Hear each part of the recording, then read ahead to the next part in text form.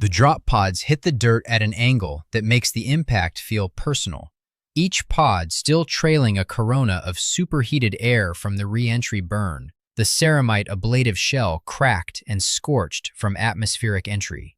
You feel the impact in your boots, then your knees, then somewhere low in your chest. The hatches blow, the giants climb out, just over 2 meters tall in full plate, between 500 and 1,000 kilograms in armor alone, roughly the weight of a small vehicle. The helmet lenses are amber, and they don't scan the way human eyes scan. No adjustment period, no searching. Immediate orientation toward the target, and then purposeful, powerful motion. The servos in the power armor run at a frequency you feel in your chest before you hear it with your ears. That sound is going to follow you for the rest of your life, however long that turns out to be. Everyone wants to fight alongside a space marine. Nobody talks about what it's actually like. You call him Lord. Not Sir, not Sergeant, Lord. That reflects his actual rank relative to yours, not custom or politeness, regardless of your service record or what you survived to stand on this particular ground. He arrived moments ago and already outranks you in ways that exceed any military hierarchy you've previously navigated. He has also already stopped looking at you because the tactical picture has updated and you aren't currently in the portion of it that requires his attention. This isn't a story about his glory. The songs and the banners and the embellished regimental histories handle that.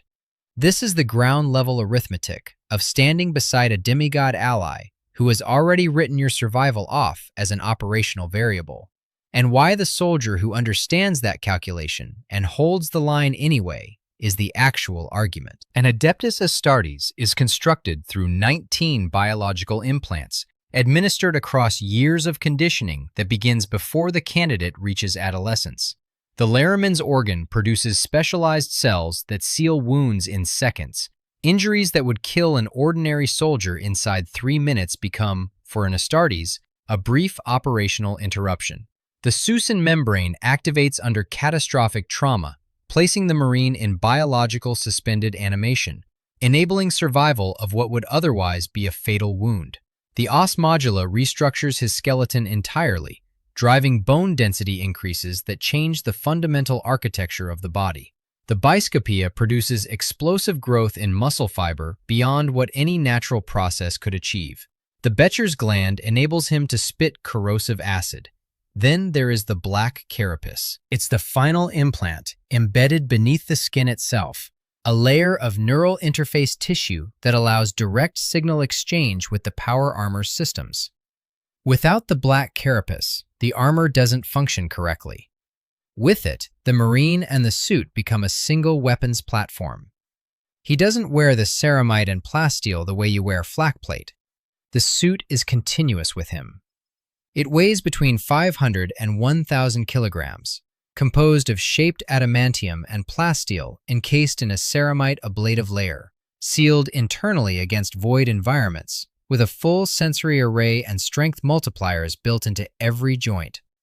Standing at arm's length from an Astartes in full combat kit, you are looking at the mid-chest of the suit.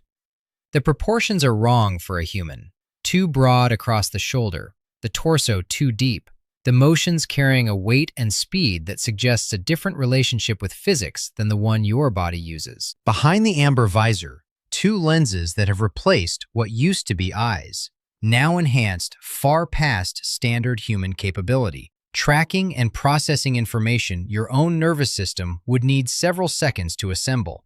The suit smells of ozone and heated metal, the exhaust of servo systems running permanently at combat readiness. After a firefight, add dried blood, not necessarily his, and the sharp chemical signature of superheated ceramite from incoming fire that didn't penetrate. The official canon is precise about what the transformation costs, and Astartes is mentally far removed from the lot of most normal, unaugmented human beings. After the process, he must forever stand apart from the people to whom he was once kin. Not estranged, apart. Estrangement implies a relationship that deteriorated. Apart means there was never a relationship of peers to collapse. that the transformation burned that possibility out alongside whatever the boy used to fear before they rebuilt him. The canon does not frame this as cruelty. It frames it as the inevitable consequence of engineering a weapon to this standard of precision. You build something like this, you accept that it no longer functions like the material you started with. The structural division between the Adeptus Astartes and the Astra Militarum isn't bureaucratic accident. Rabute Guilliman encoded it into the Codex Astartes after the Horus heresy demonstrated what happened when Astartes legions operated under combined command alongside hundreds of thousands of mortal soldiers with a single commander holding both forces simultaneously. The Codex restricts each Space Marine chapter to 1,000 Marines. It explicitly prohibits the permanent attachment of Imperial Guard forces under direct Astartes command.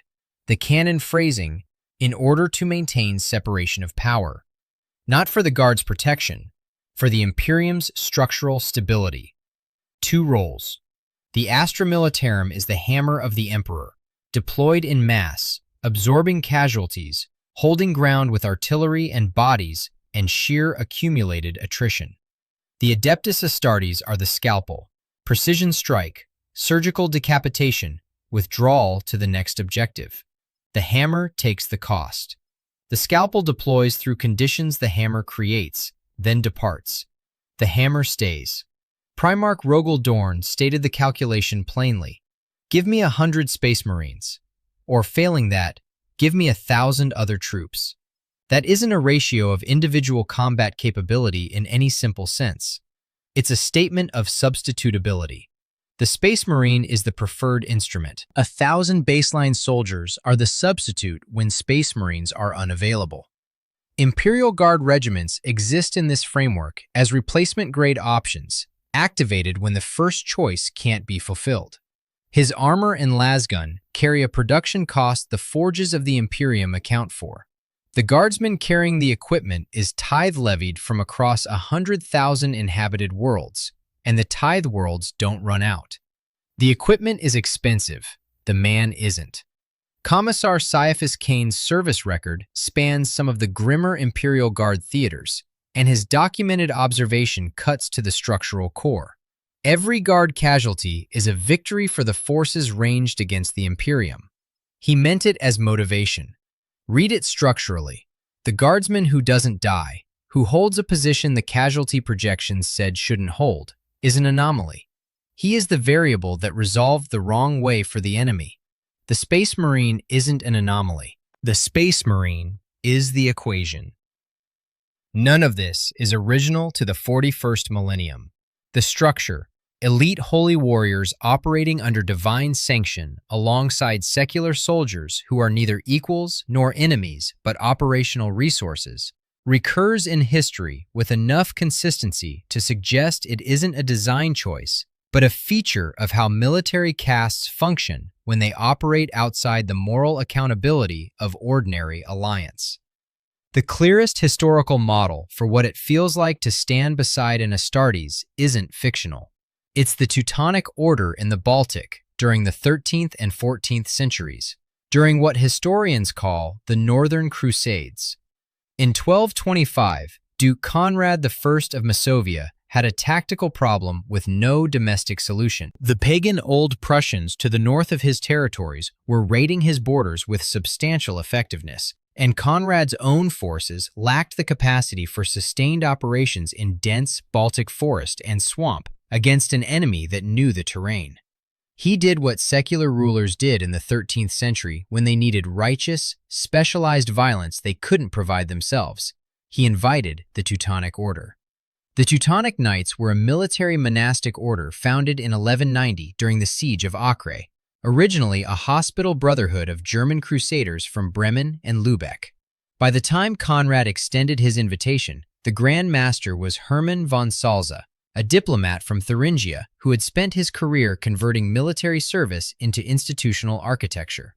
Von Salza took Conrad's offer to Holy Roman Emperor Frederick II and negotiated the Golden Bull of Rimini, a charter granting the order quasi-sovereign authority over any territory it conquered in Prussia. Pope Honorius III separately elevated the order's status to equal that of the Hospitallers and Templars. The combined result was an organization operating under both imperial and papal sanction, structurally positioned above the authority of the very secular rulers who had invited them. Conrad offered land in exchange for military help. He received an institution that outranked him on every document that mattered. The order arrived in 1230 and began its campaign. At its operational peak, it maintained approximately 3,000 ordained brother knights, men who had taken monastic vows of poverty, chastity, and obedience, who wore white surcoats bearing black crosses, who rode heavy destriers specifically bred to carry a fully armored knight at combat speed. These weren't soldiers in any ordinary sense. They were instruments of a divine mission, and their theology held that their deaths in service of the crusade were the highest possible way to die, that their victories were evidence of God's favor, and that their defeats were evidence of God's disapproval of the sinfulness of those around them. Alongside the brother knights fought an equal or greater number of native auxiliaries, Baltic and Prussian levies, conscripted from territories the order had already pacified, or from the domains of secular allies who owed military service. Lightly armed, minimal armor, no cavalry, no theology assuring them that their deaths were cosmically meaningful. The order's own records acknowledge that they found native levies to be poor soldiers and had no alternative but to employ them anyway. The battlefield logic wasn't complicated. A light infantryman placed between the brother knights and the tree line, or between the knights and a fortified wall, absorbed the first exchange, the arrow volley, the initial defensive thrust, the ambush in the swamp that would have cost a brother knight's horse, and the irreplaceable years of investment on the man's back. The levy died, the way cleared, the knights committed to the field after. For a native levy standing beside a brother knight at the edge of a contested tree line, the visual differential was total. The knight on his destrier, 14 hands or more at the shoulder, in plate armor that was being continuously refined toward the full body coverage that would define the mature Gothic plate of the following century, surcoat bearing the cross, lance at rest. The levy on foot with a spear and whatever armor he'd acquired through trade or capture. To look up at a fully armored knight on a heavy warhorse from ground level is to experience a version of the same wrongness of proportion that a guardsman experiences looking up at an armored Astartes. Too large, moving with too much certainty, occupying more of the visual field than anything built from human components ought to occupy. In 1260, at the Battle of Derb, the Samogitians inflicted a disastrous defeat on the order, triggering rebellions throughout Prussia and Livonia that destabilized decades of territorial consolidation. After Derb, the order increased its reliance on auxiliaries and mercenaries to rebuild operational capacity. The pattern held. The brother knights were too valuable to spend carelessly, and therefore someone else had to be spent carelessly so the instrument could be preserved. The auxiliary's function wasn't to survive the engagement. His function was to make conditions in which the brother knight could operate without dying. Hermann von Salza died in 1239, having built the entire legal and theological architecture of the order's absolute authority in a single generation. The Golden Bull granted the order sovereignty over conquered territories above the reach of the secular rulers who had invited them. Pope Honorius III's concurrent Golden Bull of 1226 placed those territories under church protection.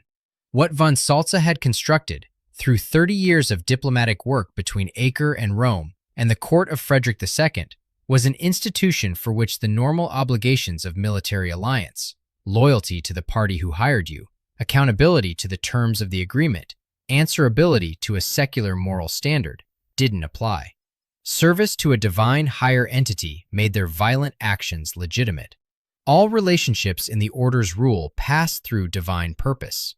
A levy who died in service of the crusade died in God's service. A secular ally who obstructed the order's mission was obstructing God's mission. When you are built as an instrument of divine will, the deaths of those beside you aren't moral costs. They are the operational arithmetic of a larger calculation that only you are qualified to run.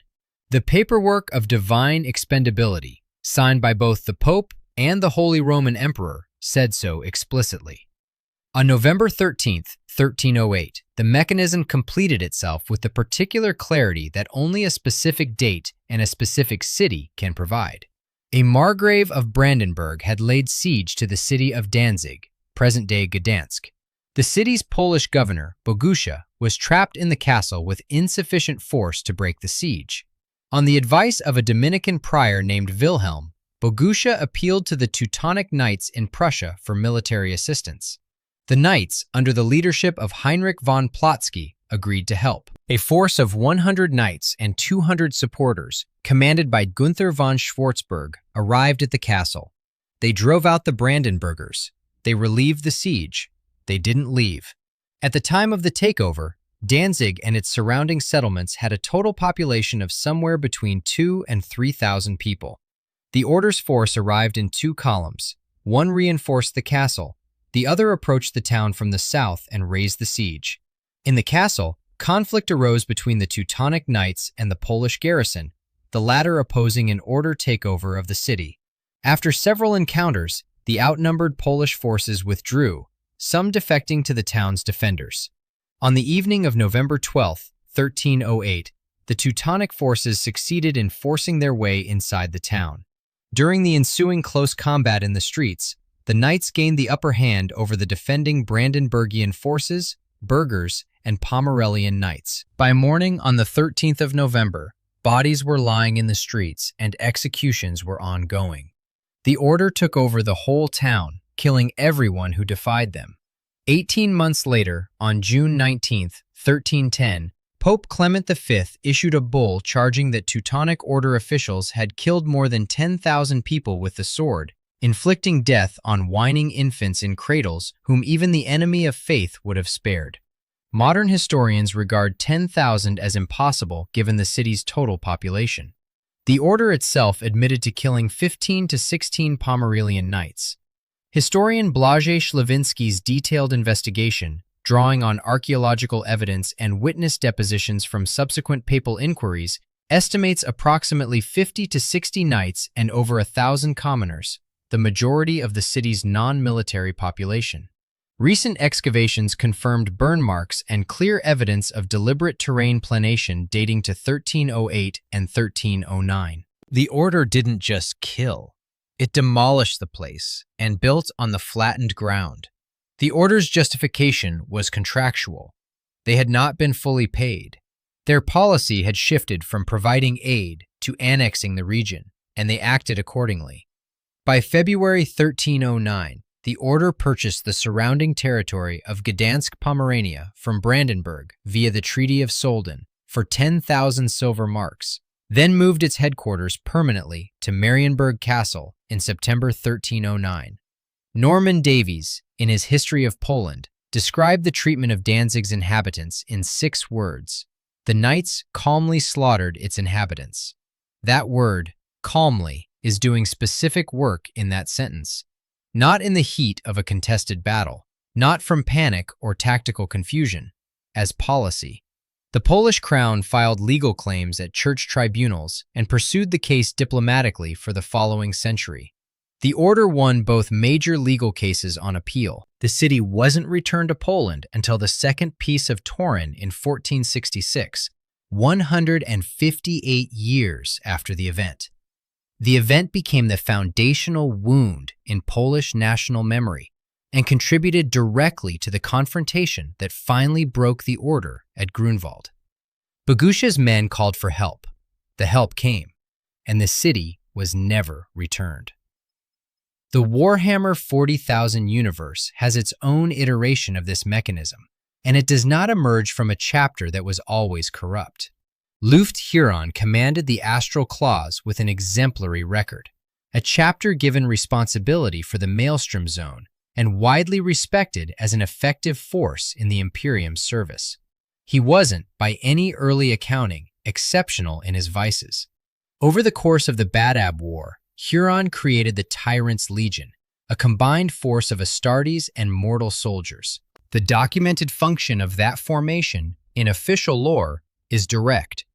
It specialized in using their mortal inferiors as disposable cannon fodder and as living shields to maximize their own effectiveness in combat. Not community interpretation. Documented operational doctrine for a formation assembled by a chapter that started as a protector and evolved into something that consumed human bodies as operational material. The arc is almost pedagogically precise. Respected, empowered, given autonomous authority over a region, increasingly indifferent to the humans in it, actively predatory toward them. The indifference was never exceptional. It was the direction the structure was always capable of moving in once the institutional checks fell away. The Grey Knights demonstrate the same dynamic without any corruption at all. They are the chamber militant of the Inquisition's Ordo Malleus, canonical loyalists fighting the most dangerous things the 40K universe produces. Their operations are classified at a level that requires allied Imperial Guard troops who witness them to be purged afterward. Not reassigned, purged. The guardsmen who fought beside them committed no disloyalty. They saw something they weren't cleared to see. The security protocol resolved unfavorably, and they were eliminated with the same procedural efficiency applied to any security variable that resolved that way. No malice, no guilt. A procedure. The guard fell into it.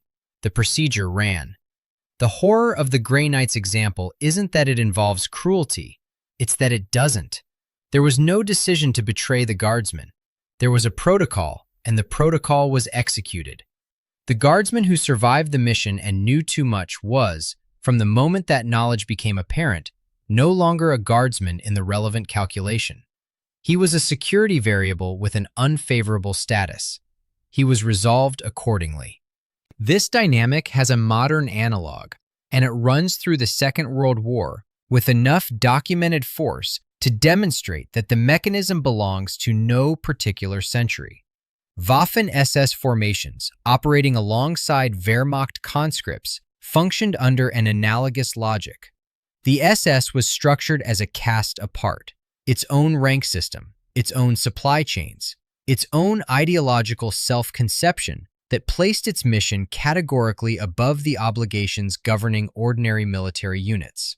When Waffen-SS formations made tactical commitments, holding towns to the last man, conducting fanatical counterattacks that left adjacent Wehrmacht flanks exposed, prioritizing ideologically significant objectives over coherent operational planning, the regular army formations beside them absorbed the consequences. Wehrmacht soldiers documented in letters and testimony a specific recurring dread, not just the enemy's intensified response to SS presence on the line, but the awareness that the SS operated on a separate survival ledger entirely, and that the Wehrmacht conscript wasn't included in its favorable column. The familiar compact of soldiers on the same line, we hold for each other, we don't leave each other, didn't apply across the caste boundary. The SS held for the mission. The Wehrmacht soldier beside them was operational context to be spent as the mission required. The Imperium refined this into formal doctrine and gave both castes separate lore, separate colors, and separate chains of command. The mathematics are recognizable regardless. On July 15, 1410, at a field between the villages of Grunwald and Tannenberg in northern Poland, a Polish-Lithuanian coalition of approximately 50,000 men came against the assembled force of the Teutonic Order under Grand Master Ulrich von Jungingen personally. The coalition was composite by design: Polish heavy cavalry, Lithuanian cavalry, Tatar auxiliaries, Bohemian mercenaries, Ruthenian and Moldavian contingents. The order fielded somewhere between 15 and 27,000 troops, including approximately 300 heavy brother knights supported by mercenaries, sergeants, and Prussian peasant levies. No single element of the coalition individually matched the killing power of a brother knight at full charge. The order was, by every available standard of medieval elite military capability, the superior force on the field. They were also overconfident. Von Jungingen sent heralds to the Polish king before the battle, a formal challenge that communicated certainty of victory more than military courtesy. The battle was close-fought, and the tactical situation shifted several times. Von Jungingen eventually committed his remaining reserve personally, which suggests a degree of certainty about the outcome that the outcome didn't support. He was killed in the fighting, not captured, not offered terms, and refusing, killed in the field, in the same chaotic violence as ordinary men on both sides. The order lost an estimated 8,000 troops that day. Among the heavy brother knights who fought at Grunwald, 203 were killed. The tactical mechanism that broke the Teutonic line wasn't an opposing force of equivalent elites. The Tatar auxiliaries of the Polish-Lithuanian coalition executed feigned retreats, withdrawing in apparent disorder to draw Teutonic cavalry into extended pursuit and broken formations. Lithuanian forces that had apparently quit the field early in the engagement returned when they weren't expected to return. Polish infantry held flanking positions the Teutonic command had presumably assessed as resolved. The historical analysis of the battle concludes that the defeat can't be attributed to any single element of the coalition. That is exactly the point. A force structured around the absolute superiority of its elite corps, however devastating those elites were individually at the point of contact, had a ceiling. The ceiling was the aggregate of everything the brother knights couldn't account for. The auxiliary, who had learned how to make an armored cavalry charge happen in the wrong direction. The levy, who held a position long after the tactical picture said it was gone. The light cavalry regiment that came back when coming back wasn't supposed to be rational. The hammer, the mass of non-elite, composite, multinational soldiers who weren't the supreme instrument of the Polish-Lithuanian cause, broke the scalpel. Not by matching it, by being everywhere the scalpel couldn't reach, and by still being there after the scalpel had committed. Return to the trench. The Astartes is 20 meters ahead of you, already past the position you were supposed to hold together. He didn't announce the movement. The tactical picture updated, the mission advanced, and he advanced with it. You aren't currently in the portion of the operational plan that requires his attention. The enemy is still in front of you. You understand now what you are to him.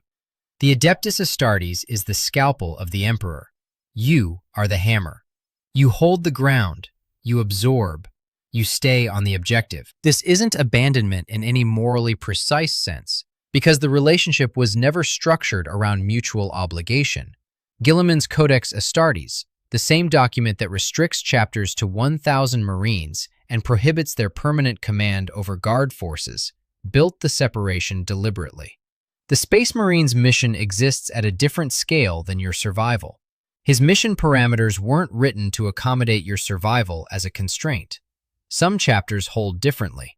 The Salamanders are canonically noted for genuine care toward allied and civilian human life, specific enough to their chapter culture that the lore treats it as remarkable rather than standard. Guilliman himself, in current lore, is depicted as genuinely grieved by the scale of death the Imperium's wars require. These exceptions are real, and they matter. They demonstrate that the transformation doesn't inevitably destroy whatever could recognize another human as a peer, that something capable of that recognition survived in some Astartes, in some chapters, which makes the norm more damning, not less. The exception shows you what the machinery was capable of producing, and how rarely it produced it. In 909.M32, during the Third Black Crusade, Demon Prince Talaman led an assault against Cadia. Millions of Imperial Guardsmen died in the defense. The soldiers of Cadia held out. Their defiance bought time for Imperial reinforcements. The Imperium held, and the Chronicle calls it a victory. The soldiers who died are named collectively, by world, not individually. Millions, and then their sacrifice bought time. That is the official record. The hammer held. The reinforcements arrived. The mission succeeded. What the record doesn't contain is the question that actually matters. Why did they hold? Not because the Tactica Imperialis promises personal survival. The tactica explicitly promises the opposite. The hammer takes attrition. The hammer absorbs casualties. The hammer stays on the objective. Not because the scalpel would return for them, not because their individual names would appear in any document the Imperium keeps. They aren't in those documents. They are the collective noun in the victory report. The guardsman's heroism, the tactica imperialis, doesn't call it heroism. It calls it duty and sacrifice and the emperor's will, is the act of holding a position the scalpel has already vacated, in flak plate rated to stop a knife at moderate velocity, carrying a laser gun that costs the forges something to produce even if the man holding it doesn't, with full knowledge of the operational architecture that produced the moment he's standing in. He knows the scalpel has already moved to the next objective. He knows no one's calculation included his survival when this campaign was drawn up. He knows the chronicle will record millions, and his name won't be among them. A Baltic levy in 1230 reached the same terminus at the base of a siege ladder. The brother knights on their destriers below wouldn't catch him if he fell. They were already looking at the next objective. No one with the authority to commemorate deaths was watching his death specifically enough to name it. He climbed the ladder anyway, because it was the thing he was there to do, and because there was nothing else to do with the position except climb.